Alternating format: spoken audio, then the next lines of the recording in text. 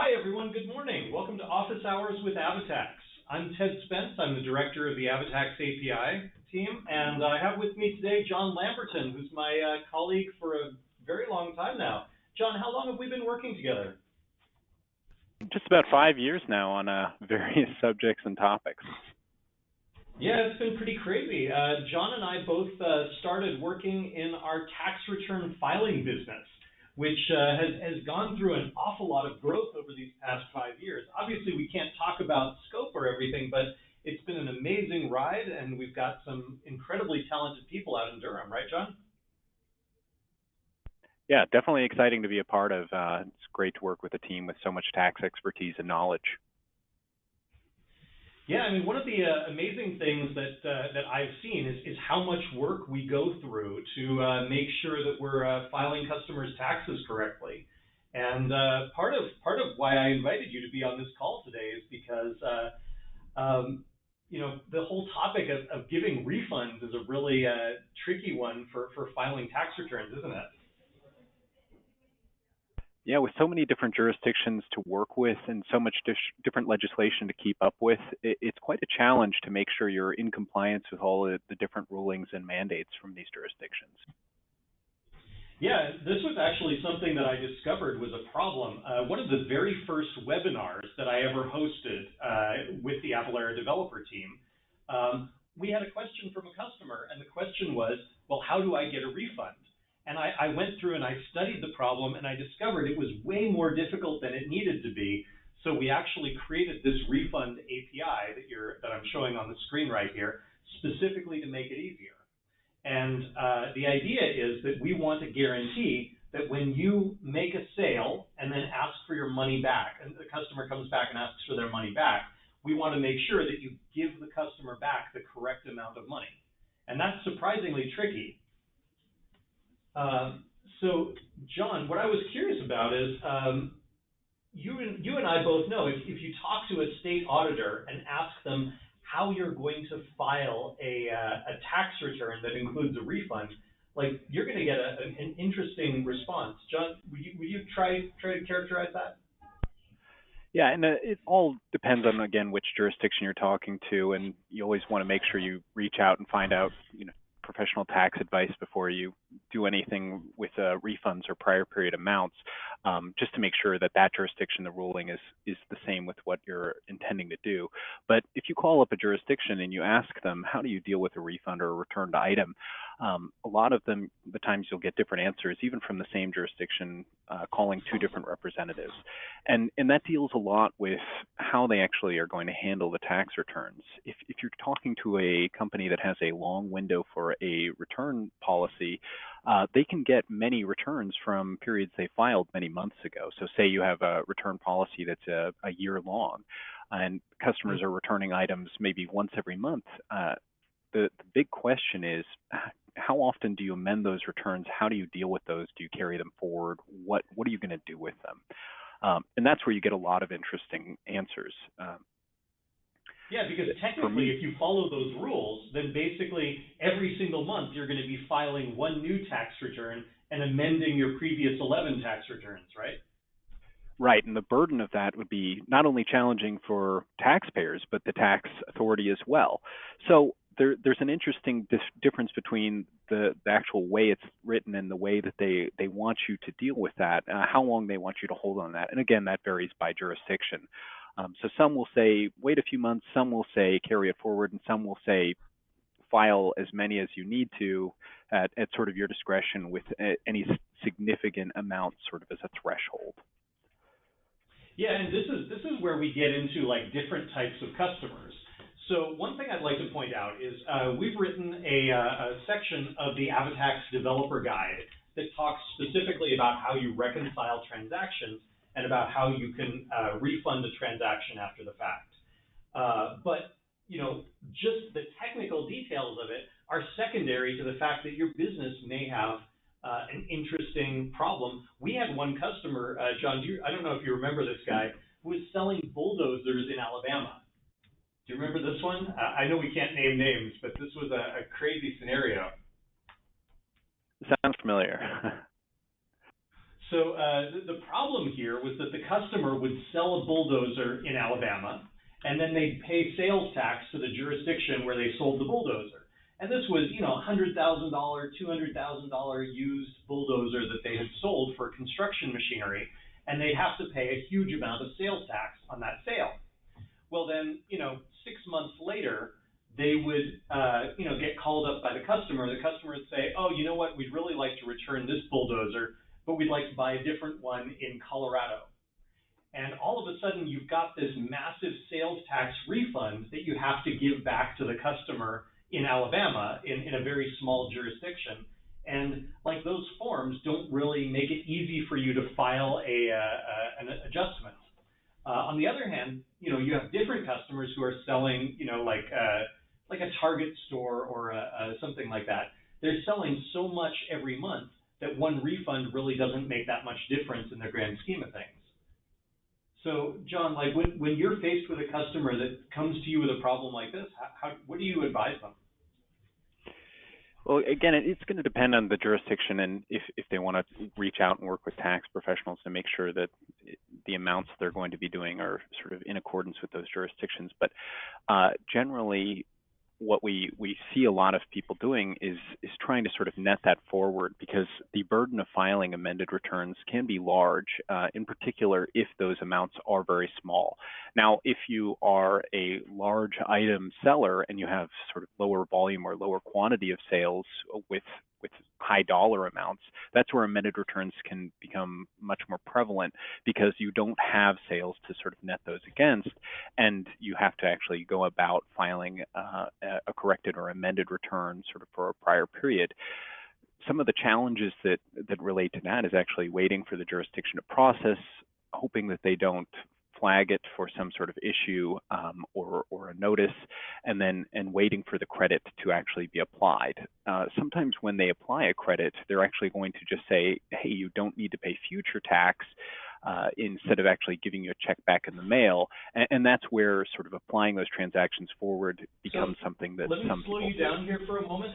If I'm following what you're describing correctly, like let's imagine I'm selling sweaters, and I sell, 1,000 sweaters a month, and somebody comes back and refunds a sweater from 6 months ago. I know I've talked to some auditors who say that it's permissible to match up that sweater that you refunded with one of the 1,000 sweaters you sold and just report 999 sales. Is that roughly what we're talking about? I know it obviously has to be netted out in accounting math, but is that what we're talking about here? Right, that can be something that some people choose to do or some businesses choose to do, and in that scenario, that probably makes sense, because to amend 1/1000th of your sales for a prior period is essentially a burden on yourself and the tax collector themselves or tax authority themselves. Indeed, and I'd like to mention we have an awful lot of legislative and accounting speakers at Crush DC in May. And if anyone is interested, we'd love to see you join us in Crush DC and talk to you about your accounting and your refund challenges. We have both developer-oriented tracks, and then we also have industry-oriented tracks. So at this point, I'd like to briefly pause and acknowledge Jeff Meisner, who does the thankless job of organizing and managing these webinars for us. Good morning, Ted. Good morning, John. Jeff is monitoring the chat channel, and we'd like to mention to everyone we're open for Q&A. So if anyone would like to ask us questions about how we handle refunds and how we reconcile, we'd love to talk to you about that. Just please put your question in the chat channel, and Jeff will read it out to me, and we'll go ahead and answer your question. John, I wanted to ask you one other thing, which is, are you aware of the tax profile problem with refunds? No, I'm not familiar with that. So this is something that I didn't really understand when I was on the returns side of the business. But obviously in AvaTax, you can set up a tax profile for your business. You can declare nexus where you have stores, and you can have transactions in all of these different locations, and you'll calculate tax for them correctly based upon where you have nexus. Well, there's an interesting problem, which is, what happens if somebody purchases a sweater in a store in Colorado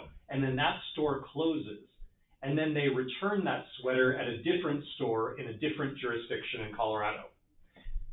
If somebody was to do this in AvaTax and they were to calculate the refund, you could potentially give the person back the wrong amount of sales tax based upon that tax profile change. And this is a really odd thing because you think when I get a refund, I'm going to get back the exact same amount of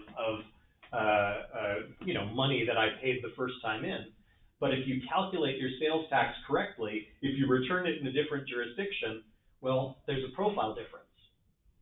And similarly, if a company was to change their nexus declaration in between when you make the sale and when you make the refund, that can affect the tax that gets given on your refund. So I don't know if that really bubbles up much. It's clearly a very minor, flaw in the grand scheme of things. But one of the things I wanted to mention, John, is we designed this refund API to guarantee that we will give you back the exact amount of sales tax from the original transaction. And of course, that just adds to an extra burden on the tax return filing team's business, right? Right, especially if there's the jurisdiction of return is something that they typically don't make sales out of. Yeah, but that's why you guys get paid the big bucks, right? Dealing with all this tax compliance, yeah. Yeah, pretty much. So Jeff is messaging me. I think we may have a question on the line, Jeff? Yeah, we do. First question is, my auditor wants me to amend returns whenever I process a refund. Is this correct? So I think this is basically what we were talking about at the beginning of the webinar, which is that some auditors will advise you that the instant you've made a refund, what you should do is go back and amend the original return. Now, like John, I would just ask you, I think that would be best advice for the person who's selling a bulldozer, once every, 24 months, right? Right, especially if that's really your only transaction in that period, and you may not have a future one.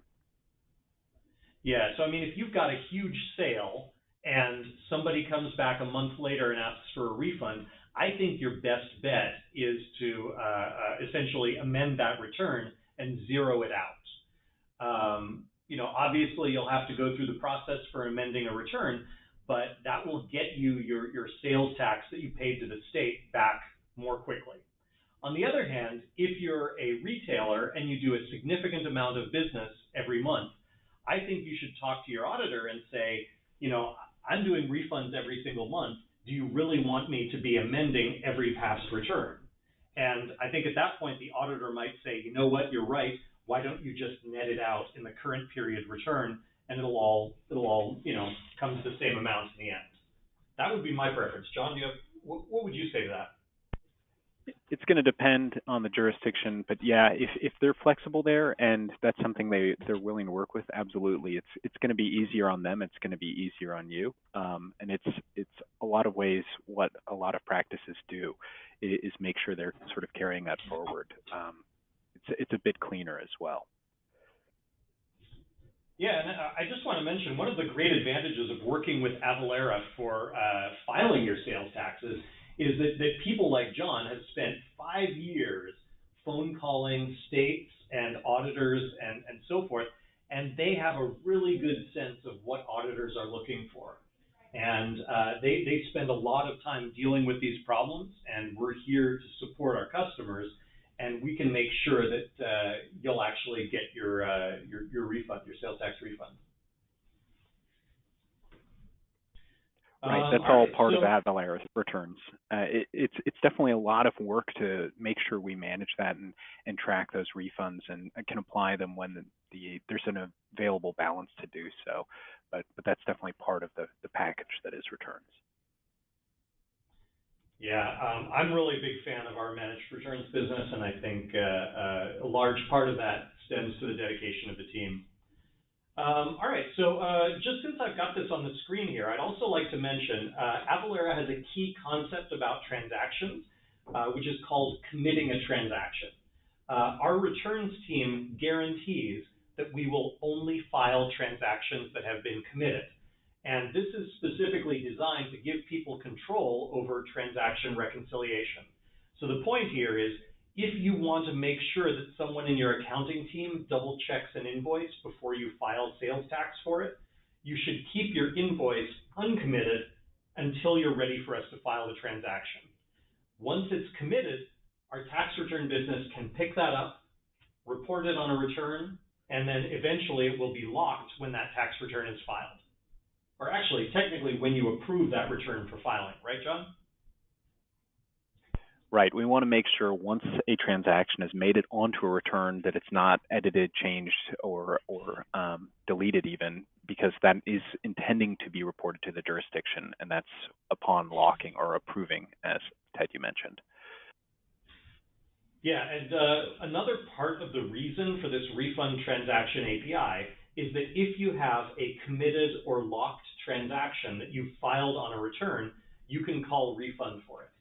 And this refund API will create the equivalent opposite netted transaction that essentially zeroes out the two. But there's a little bit more beyond that. Refund transaction model, you have a couple of choices. And there's a really interesting thing here. If a customer was to come back to you a month later and say, hey, I have a tax exemption certificate, a resale certificate, you can actually call the refund transaction API and just give them their tax back. I don't know if you've had to deal with the exemption certificates much, John? Some customers, yeah, have those, but we get a whole mix of situations and people trying to use tax-only transactions or just negative taxable amounts. We've seen it all. You've seen it all. And I've been on some of those calls with you, not nearly as many as some other people, but anyways, there's a lot of good options here. So I'd like to take a quick pause, go back to Jeff for questions on the phone. Jeff, do you have another question for us? Yep. If a customer comes back to me a month later with an exemption certificate, how can I give them the tax back? Well, I'm glad we just happened to cover that exactly. That's great. So this is exactly it right here. When you get a refund, when you're giving a refund for someone who paid their sales tax, we have an API call where you can just say, I want to give this customer back their tax. And it's actually important. I would advise everyone, if a customer comes to you and says that they are exempt, please make sure you have their exemption certificate on hand. There is nothing more unpleasant than having an auditor call you up and say, all right, now I'd like to see all of the certificates you have on file, only to discover that you've been, just accepting a customer's word and not actually getting a copy of their certificate. All of a sudden, you could be liable for penalties and interest, and that's not fun. Lamberton, do you want to talk a bit about professional services? I know we have some teams that can help people out if they get caught on sorts of things like this. We have a professional services team that deals a lot with auditors and amending returns, and even if perhaps you've been collecting tax or intending to collect tax for some time and need to actually file past due returns.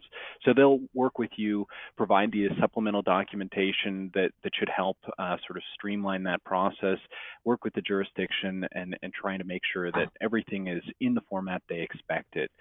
Because if you're filing an amended return or if you're filing a return that's sort of past due, sometimes the jurisdictions will ask for additional documentation. Why is this late? Why are their numbers changing?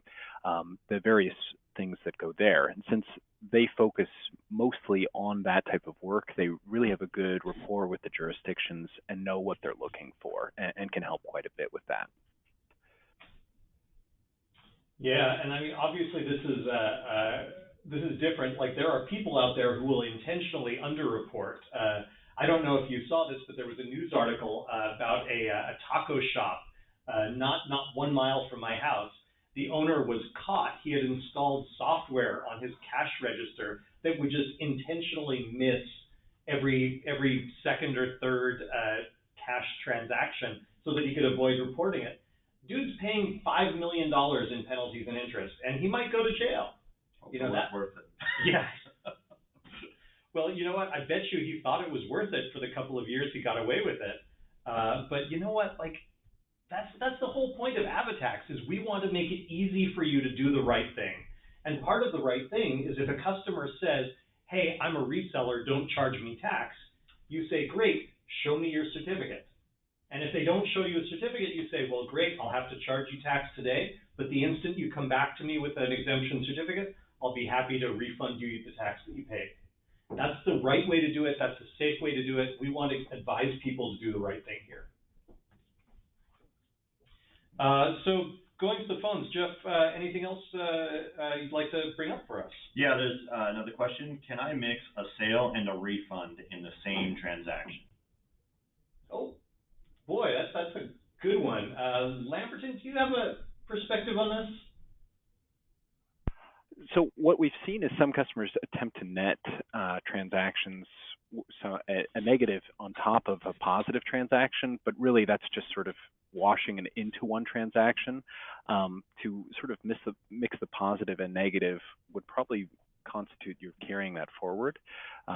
So through some very manual editing, I believe it's possible, but it's going to really help to keep those separate for any reporting or additional supplemental information we may need to provide. So that's typically what we look for, is separating those out into separate transactions.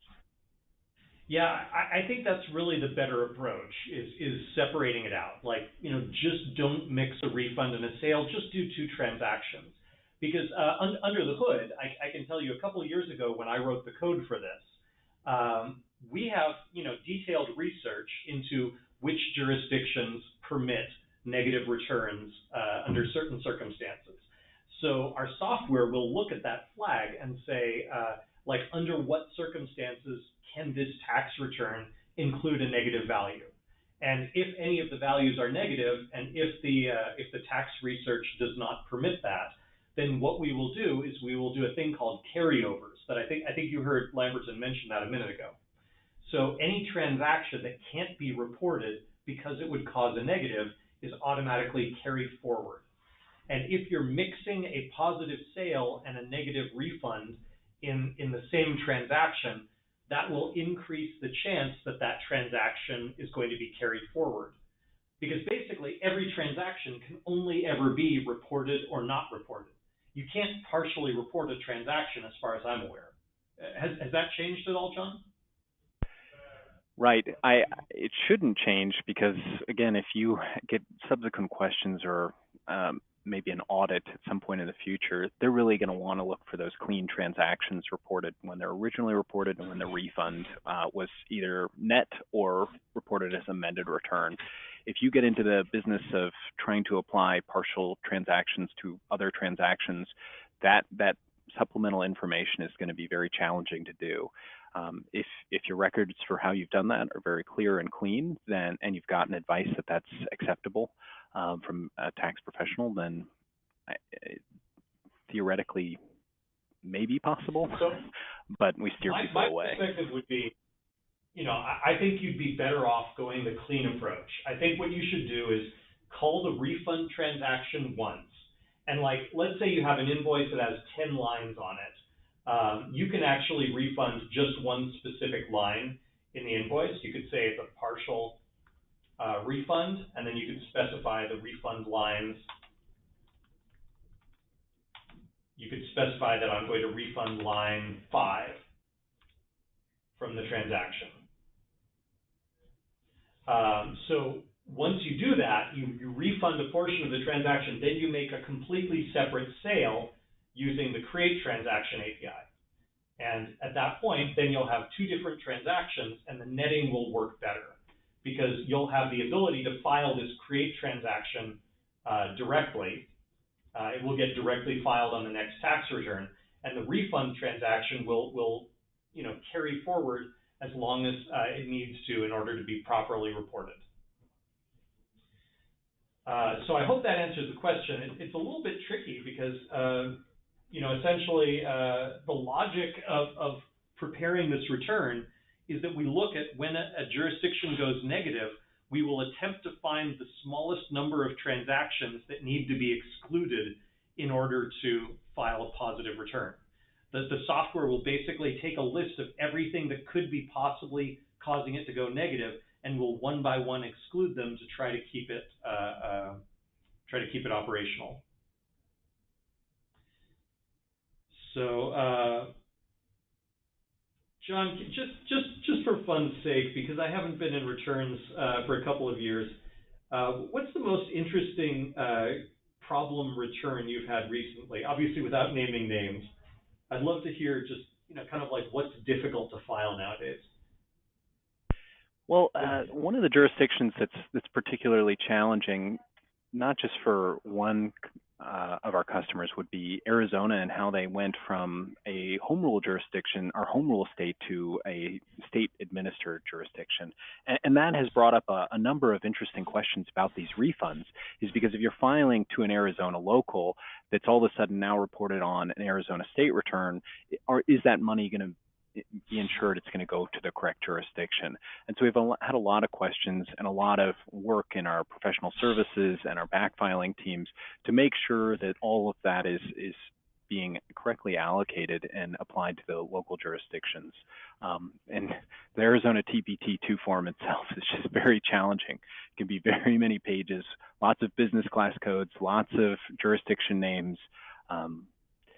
Not quite as long as some of the Colorados and Missouris, but certainly fun.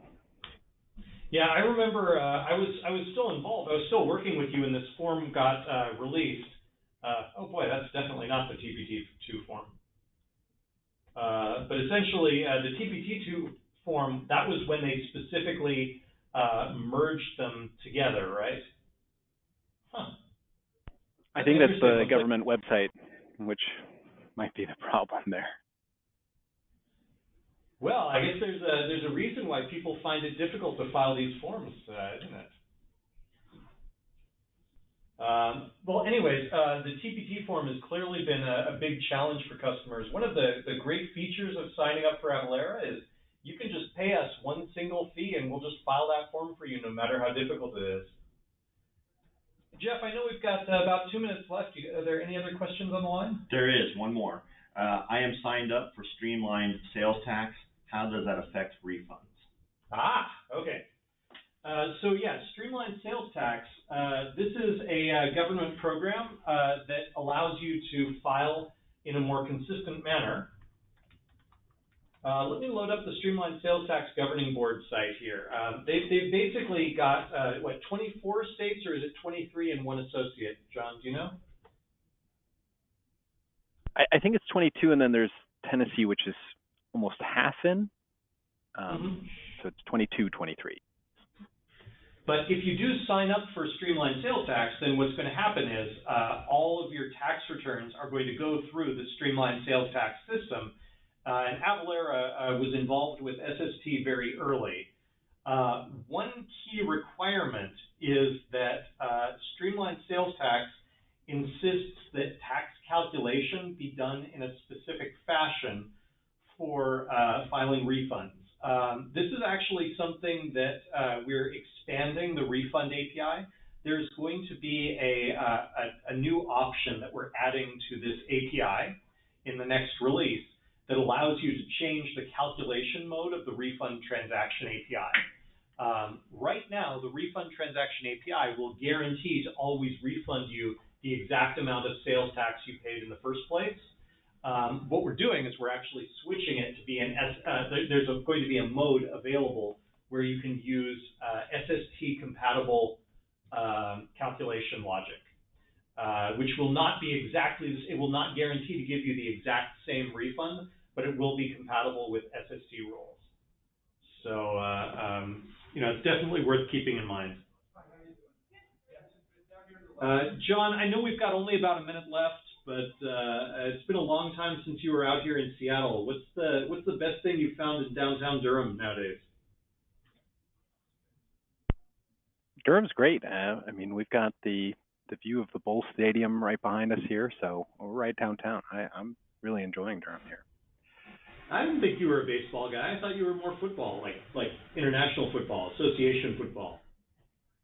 Yeah, I mean, definitely. But when the office looks out on the field, it kind of changes you a bit, I guess. Well, I suppose that's there. Every single time I visited Durham, I've done it on a week where there was no baseball game. Thank you very much for dialing in, John, and I really appreciate you taking the time to talk to our customers about refunding. Thank you all for joining us, and we hope to talk to you next Monday when I'm going to be doing a release preview of the REST March release. Thank you very much, everyone. Thank you.